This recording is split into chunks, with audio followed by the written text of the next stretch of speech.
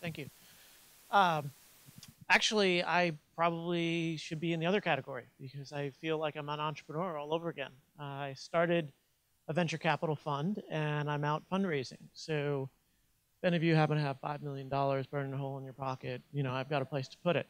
Um, so I started Brooklyn Bridge Ventures after being at Union Square Ventures for a couple of years, First Round Capital for a couple of years.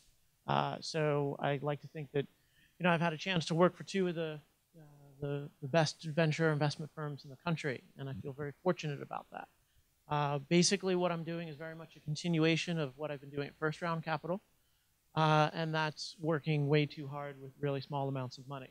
It's not a really great way to make a lot of money, but hopefully my entrepreneurs will prove me wrong in that basically what I'm looking to do is to lead seed investment rounds, to put two to $300,000 in rounds that average anywhere from sort of 500K to kind of $1.5 million.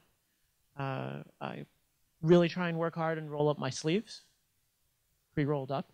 Um, and the areas that I focus on are particularly recruiting. I've placed about 30 people at startups in the last 2 years. I would have made way more money as a recruiter than I do as a VC.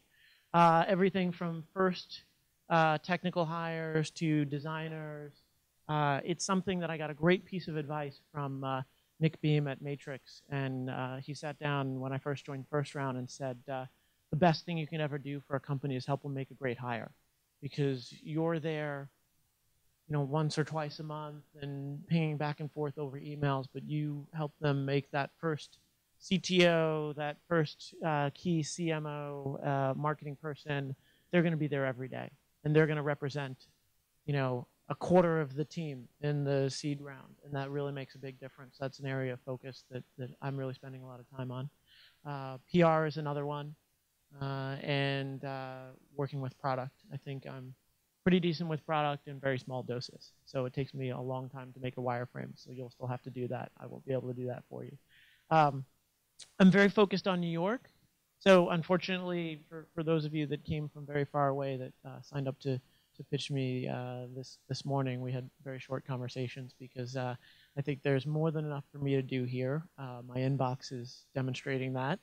And very excited to invest anywhere in and around the city. I don't have a sector expertise.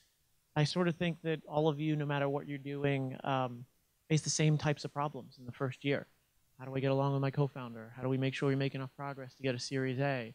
When do we launch? Do we use a PR firm? Do we not use a PR firm? Should we actually launch or just kind of leak it out?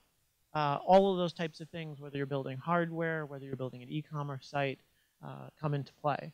So I've invested in a very, very wide range of businesses, everything from when I was at First Round to Chloe and Isabel, a jewelry, e-commerce and direct marketing site, to GroupMe, to Backupify, which is sort of B2B, data in the cloud. And so it kind of keeps me on my toes to learn about all these different industries over time.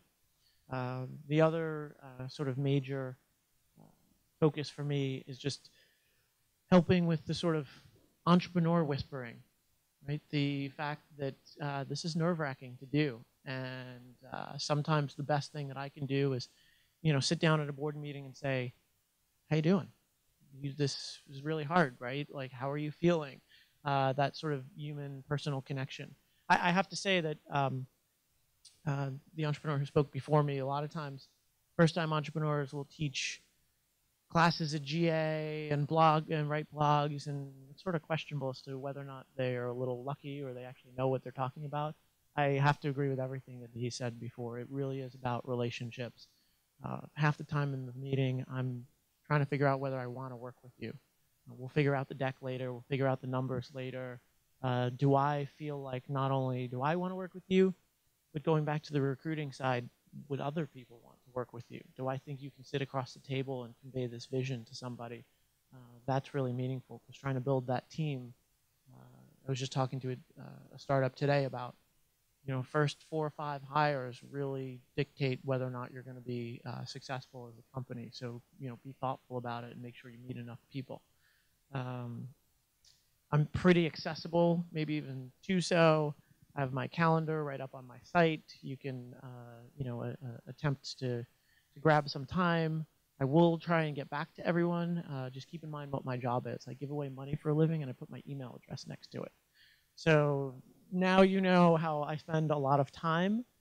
So if you ever email me, it's Charlie@Brooklyn Bridge Ventures. If I don't get back to you in a reasonable amount of time, like you should do with any other investor, just re-forward it back to me and just say, hey, not sure if you saw this. And then I'll try and get back.